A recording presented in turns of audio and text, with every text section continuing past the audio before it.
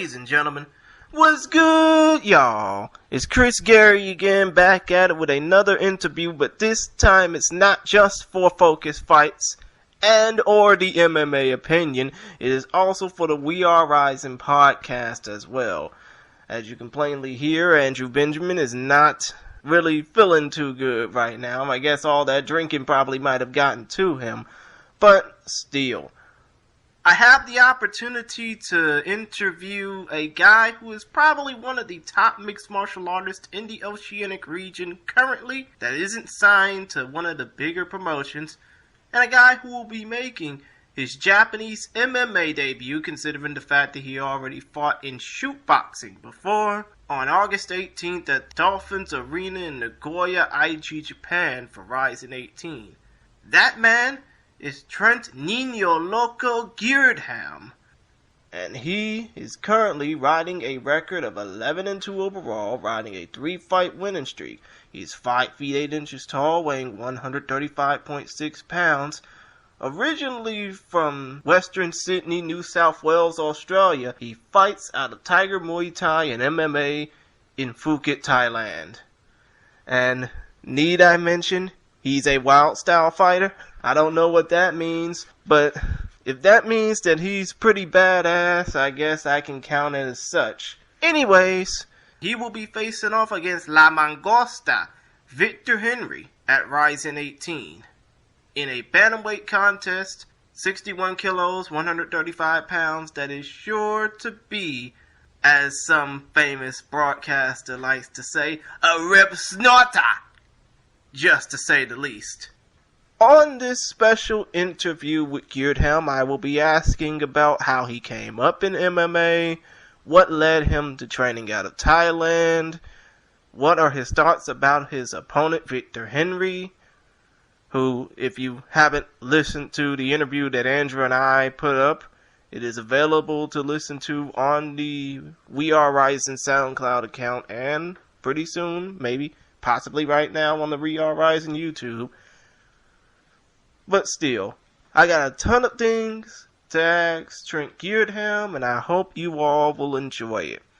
But first, let's go ahead and get a little brief introduction on our subject for today. Introducing first the fighter on my left, fighting out of the blue corner, a mixed martial artist standing 185 centimeters tall and weighing in at 60.6 kilos. Fighting out of Sydney, New South Wales, Australia, Trent Niño Loco Girdham.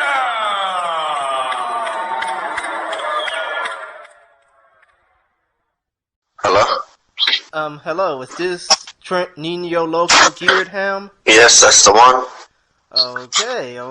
I mean, I know it's probably like, what, an 11 or 12 hour time difference between Thailand and the United States Central Time Zone, because I know that you train out of Thailand now, and it's kind of crazy with the time zone, so I'm just trying to get in and get out as quickly as I can. No worries. 1 p.m. here, so I'm chilling. Right. So that means it's a 12-hour time difference, but still, I got a few things I would like to discuss with you, namely about your bout coming up at RIZIN 18, but before I get off into all of that, I just have to ask, you grew up in Western Sydney, New South Wales, Australia. What was trying to be a fighter in general over there, down under, felt like? That's pretty easy. Where I'm from, everyone loves to fight, and most people are known as strikers from the Oceania region. So, growing up in Western Sydney, everyone gets into fights. And first, I was playing a different sport that we call rugby league, and then I picked up a pair of gloves and started doing jiu-jitsu, and I fell in love. And I've just been fighting ever since I was 15. I had my first fight. Been fighting for 7 years. Oh, wow. And it's crazy because you're in your early 20s and you pretty much started fighting when you were a teenager. I mean, did you really feel any pressure making your pro MMA debut at such a young age, knowing that you were still a school kid? I think it's a lot more pressure on my opponents. Like, I remember when I was like 16, I was fighting grown adults and guys with families and kids, or some gym owners and stuff like this. So there's more pressure on them, because if I lose, I lost to a grown-ass man. I'm just a kid still. I'm like, I just turned 22, so there's never any pressure for me. I just come and I fight. If you lose to a kid, it doesn't feel good. Indeed, it doesn't, especially if that kid has better knockout power than any grown-ass man that you would want to come in contact with. For sure.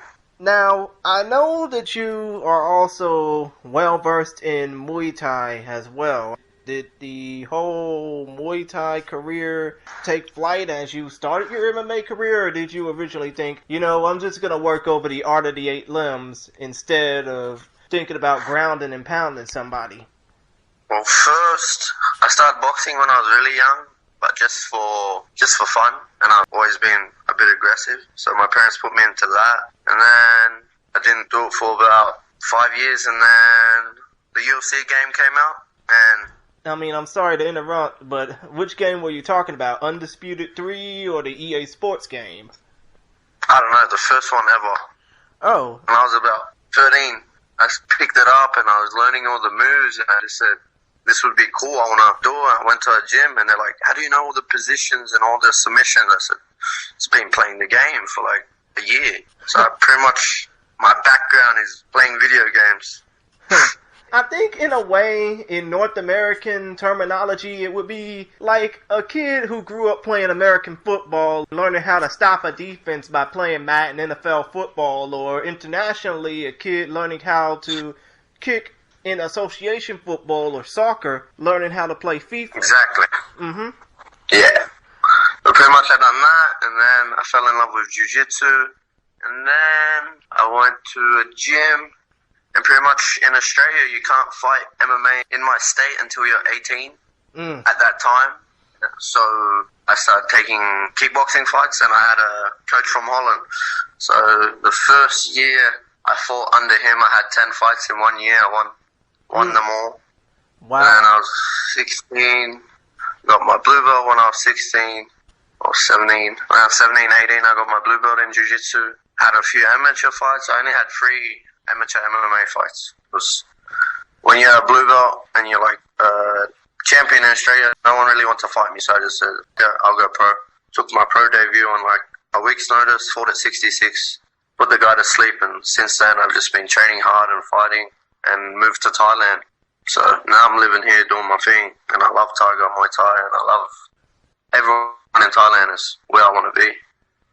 And you know what? I really find that crazy because, of course, you are basically representing a part of the world where for a long period of time you had to fight in a ring before you could fight in a cage. I don't know which part of Australia was notorious for that, but still, that was kind of crazy.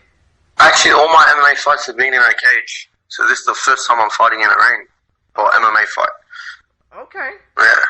And I know that once before you fought in the Super Fight League, and obviously you fought 3 times in the ACB, now ACA promotion, and twice in United Arab Warriors.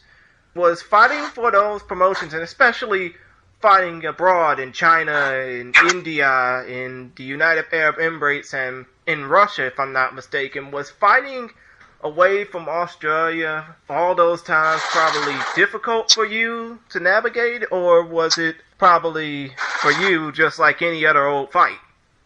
Well, when I first started, I was undefeated for a long time, so it became a lot of pressure, like going to all these places. But once I realized fighting is just fighting. If you don't love it, you shouldn't be doing it. You shouldn't get nervous before you fight. When I walk out, when I weigh in, everything, I'm always happy. If you're not happy, you shouldn't be in the sport. So pretty much having all these experience, I fought in China with no corner. I wrapped my own hands. I fought in India, of all places. I didn't even want to go to India in my life. I went there. I've done it. I think this is just all life experience and fight experience for me. So I think it's just made me a better fighter and a better person seeing the world. And now I've always wanted to fight MMA in Japan. It's always been my dream. Everyone talks about the other big shows, but I always said I want to fight in Japan MMA. That's always been my dream, and I'm here now, I'm 22. Everyone thinks, oh, you're 22, it's pretty quick. Nah, I've been fighting for 7 years. It's like half of my life I've been doing this, and it's good to finally be where I want to be. And it is kind of crazy because, in a way, wouldn't you probably consider yourself a child prodigy as far as combat sports go? Because I know that there are very few child prodigies that got into MMA. Of course, Katsuhiko Nakajima fought his first fight at 13 and was the youngest fighter to ever win a professional MMA bout before turning to pro wrestling. And Sage Northcutt, everybody was so busy riding his high because of all the karate tournaments that he won before blossoming out in the UFC, and obviously how he got knocked out in ONE FC recently against Cosmo Alexandre. You've been fighting since you were a teen. Do you see yourself as a child prodigy come to life? I just see myself as a kid from Western Sydney that a lot of people from Western Sydney, they don't leave or they don't find a way out through fighting. I found my way out, and I love where I'm from, and I just want to represent them, my family, and who I am, my gym. So I guess you could say, when I was 15, I wasn't that good. I wasn't like everyone said, oh, he's going to be UFC world champion. I was the guy that was getting beat up. I had 5 fights and I lost 3 out of my first 5 fights. And no one really thought I was going to be any good, but I put a lot of hours. They say, you know, 1 million hours and you're going to master something. I've done so many hours on the mats, wrestling, jiu-jitsu, kickboxing, and it's just all coming together slowly but surely. So I wouldn't say I'm a child prodigy.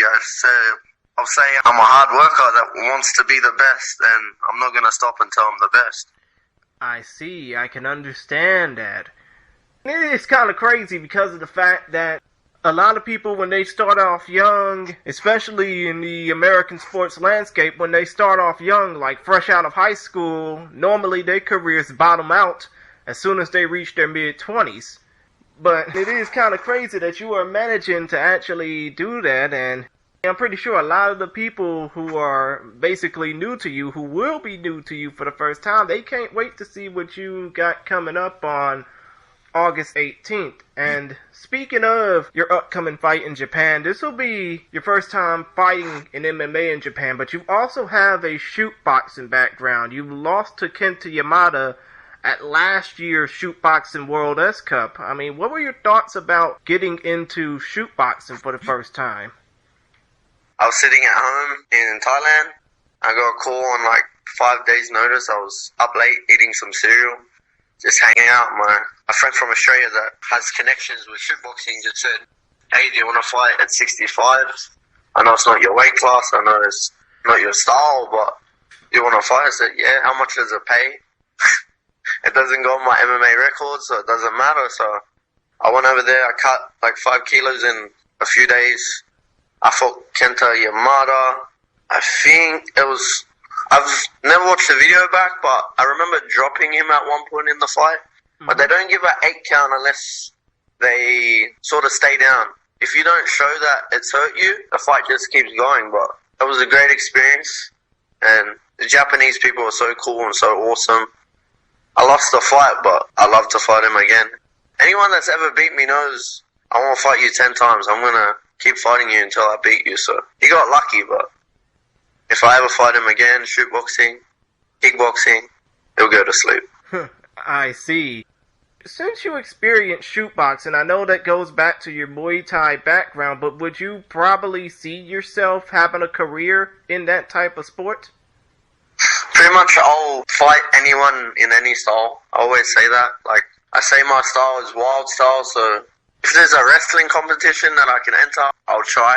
I'll put my style against anyone's in anything. I'll fight pro boxing, I'll fight kickboxing, K1, Muay Thai, MMA. If there's a fight, I'm willing to take it. That's always been the way I live and the way I fight. And that's why I have a lot of fights, I guess, for a young person. Everyone always says, oh, how do you get these fights? How do you do this? I say, someone asked me to fight, I'm going to fight. I see. And when it comes down to your upcoming opponent, Victor Henry, he trains a lot with the War Master, Josh Barnett. I mean, I gotta ask, have you ever seen a Josh Barnett fight, first of all? Pretty much, yeah. I've watched Josh Barnett since I was young, and I've seen him fight for years. I look up to him. He's a great fighter. I've been watching Victor Henry for years too. He might not know who I am, but I've known about him for a long time. I've always had my eyes on him. So I've learned a lot from watching Josh Barnett, his style, and I've watched a lot of Victor's fights. I watched him fight in Pancrase. I've seen him fight for the deep belt, and he recently fought one of my teammates in Russia, and I wasn't that impressed with his fight in Russia. I saw some holes that I think I can put a little knee in his face or a little elbow and end his night. And when it came down to what Victor Henry said in an interview that my co-host Andrew Benjamin and I had with him a little over 12 hours ago as at the time of recording this interview, Victor basically said, "I'm willing to bring my best if you bring yours." What do you have to say about that? Pretty much that's what you always want. You never want to fight someone that's like, you know, they're over the hill, you got them on a bad day. I think if I bring my best and he brings his best, the Japanese crowd's going to love it. Everyone in the world's going to love it. It's going to be a war.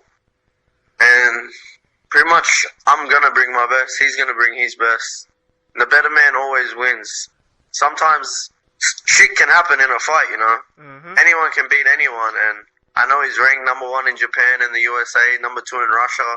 But he ain't ever fought nobody like me, so I'm going to give him some surprises. I'm sure he's going to surprise me with some shit too, but fighting's fighting, and I'm bringing my best, he's bringing his. We're going to go to war. And if you were to give one hell of a battle to Victor Henry, would you be open to eventually coming to the U.S. and competing out of the UWF USA camp in San Bernardino, California, if the invite is there? You mean to train alongside him? Yeah. Yeah. Pretty much anyone I fight, I'll train with after. If they show me some shit, I show them some shit. That'll be cool. Always after, like, you know, we're gonna fight. It doesn't matter. We don't gotta hate each other. We're both doing it for the same reason, to get paid, and because we love it. So I'll train with him before, and then I'll fight him. I'll fight anyone. Basically, to know somebody's secrets, right? Yeah. I can learn some secrets from him, and I'm sure I could show him some stuff. But we're gonna show that stuff in the ring, and then maybe after we can speak about that. And I just have to ask you a couple of things before I close down this interview. First of all, you're going to be fighting in the RIZIN ring for the first time. What does fighting in that type of environment mean to you? Pretty much, I'm getting to express myself on where I've always wanted to be. It's still a fight. It doesn't matter if we fight in a backyard, in a room, in the Saitama Super Arena, that's where I want to go, or the Dolphins Arena. I don't care where we fight. A fight's a fight, and I'll embrace the crowd before and after. The only thing that matters is trying to knock each other out, trying to choke each other out, and getting my hand raised. If you weren't in combat sports, if you weren't doing Muay Thai, if you weren't doing professional MMA, hell, in this case, if you weren't doing Australian rules football or rugby, what do you think would be your main occupation? Well, pretty much, I've been fired from the job. A lot of people say, bro, you're not just a fighter, you're not this isn't your identity. Yeah, you can be a good person, but if I didn't have fighting, I wouldn't have a life. This is it for me. I'm 100% in love with it, and there's no other option for me. I don't even think about that. People say, oh, what are you going to do after fighting? Oh, I'm going to coach. What happens if you get injured? Oh, I'm going to coach, or I'm going to teach. My only interest is in this sport. You can ask anyone that knows me. They say, oh, what's Trent doing? I'm either training, watching fights, or fighting. So I'm 100% in love with this sport. I don't even think about other stuff.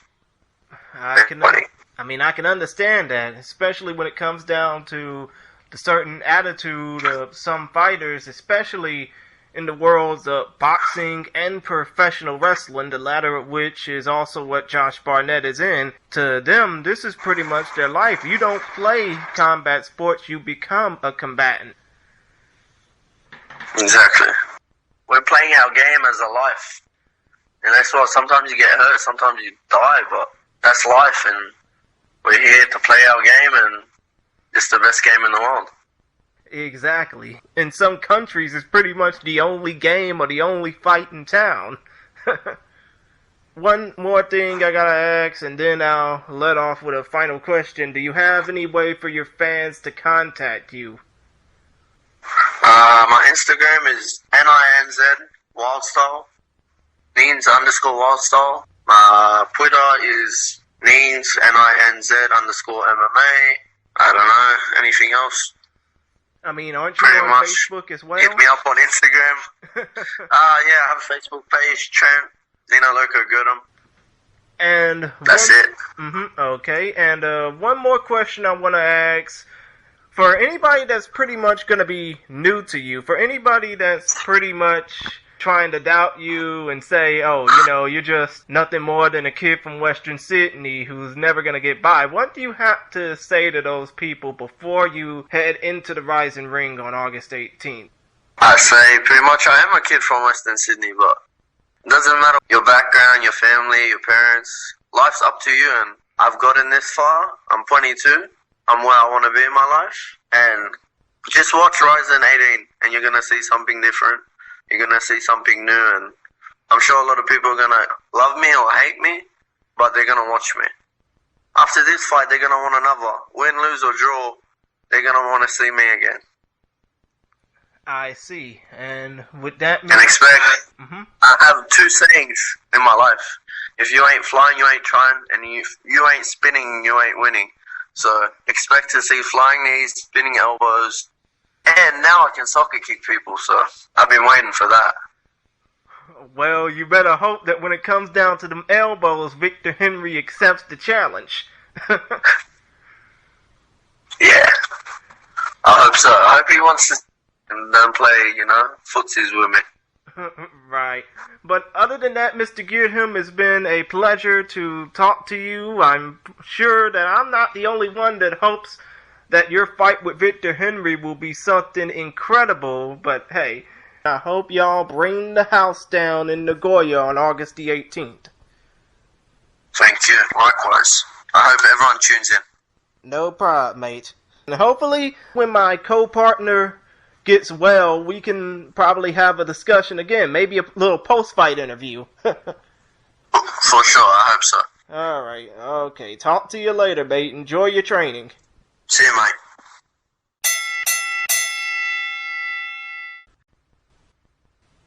Well, that was my interview with Trent Niño Loco Girdham. We learned a lot about this young kid from Western Sydney, New South Wales, Australia, and it's crazy to me that this dude doesn't consider himself as a child prodigy or any type of things like that. He just considers himself as a guy who wants to kick ass, take names, and make people notice him, so I gotta hand it off to them. Of course, Trent also wants to give a shout out to his people at Tiger Muay Thai in Phuket, Thailand, because he knows that those people are some cold-blooded killers, and in a way, when it comes down to the people at Tiger Muay Thai, I know that they are not training for fights lightly. They train with everything they got, and that's exactly what Trent Girdham's gonna have to bring to Victor Henry coming up on August the 18th. He's going to have to bring everything he got and vice versa in order to make the fans in Nagoya go home with something they can talk about. Plus, you're going to see a lot of great action on this 13-fight card, including fights such as Manel Cape versus WEC and UFC veteran Takeya Mizugaki, Kana Asakura taking on Alicia Hat-Pint Zapatella, and many great bouts featuring young up-and-comers like Hiroto Uesako, Real Goku Takeya Shota, Ryuji Horio, Tabata and Batgirl Watkins, Ai Shimizu, and much, much more. So if you feel pumped up about this show or need some time to think it over, don't miss out, don't get shut out. RIZIN events are starting to become must-see shows in the fight world. So go to FITE TV, download the iOS or Google Play app, for your smart device of choice, or hit them up on all social media platforms, YouTube, Facebook, Twitter, and Instagram at FITE TV, and let them know just how excited you are to check this RIZIN show or any other event on the FITE TV calendar out. And with all apologies to the five-time WCW champion, the leader of reality of wrestling, Booker T, he'd probably tell you, do it now. I do it for you. But still, y'all, I'm sorry for going off on that little wrestling tangent. I hope Booker T ain't listening to this. He probably wondering what the hell this man doing messing up my style, man.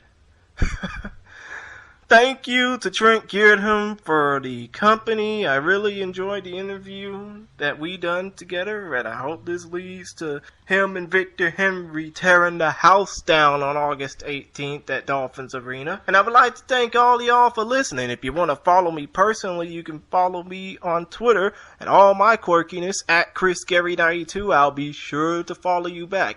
You can follow the show account at We Are Rizin Pod, WeAreRizinPod, all in one word. You can check out the show on YouTube, SoundCloud, Stitcher, and hopefully sooner rather than later. And I'm letting y'all know right now that I do want to put this podcast, and hopefully Andrew Benjamin feels the same way, on all podcast providers or apps or what have you. So for right now, we're on Stitcher, SoundCloud, and YouTube, but hopefully soon we will stretch out.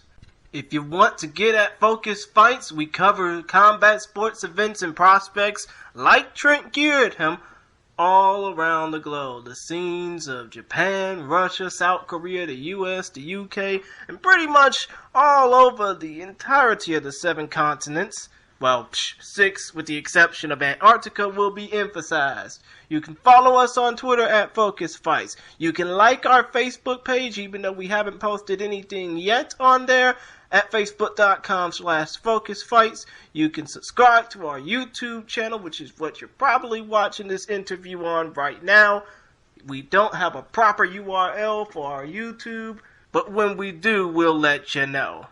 All we're just trying to do is get our website back up, FocusFights.com. That URL has been down for a few months, and once we get everything back in order, we can give y'all some of the best fight content known to man. But still, for right now, all we got is our Twitter, our Facebook, and our YouTube. And if you put us over, we'll reward y'all tenfold. And also, y'all can check out the best MMA blog on Facebook, facebook.com/TheMMAopinion. We cover just about every combat sports event there is. Well, all we do is really put over RIZIN, Bellator, and UFC fight results, but we can put over other fight news, just like everyone else. But we do it with a certain flair, and if y'all check out facebook.com/TheMMAopinion, I promise we will do whatever we can to make sure you get the best fight news that a Facebook blog can give you. And also, just a little promotional plug, if you want to follow the RIZIN Fighting Federation, you can do so on Twitter, on Facebook, on YouTube. Their Twitter handles are at RIZIN_PR and at RIZIN_English.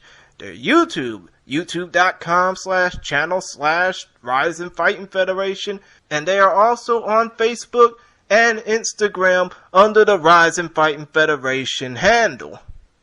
But still, that just about does it for me. For now, I thank y'all for listening. If y'all can, share the video, give it a thumbs up, give it a reaction if you're watching on Facebook. And the illustrious Lenny Hart has one parting thing she would like to say.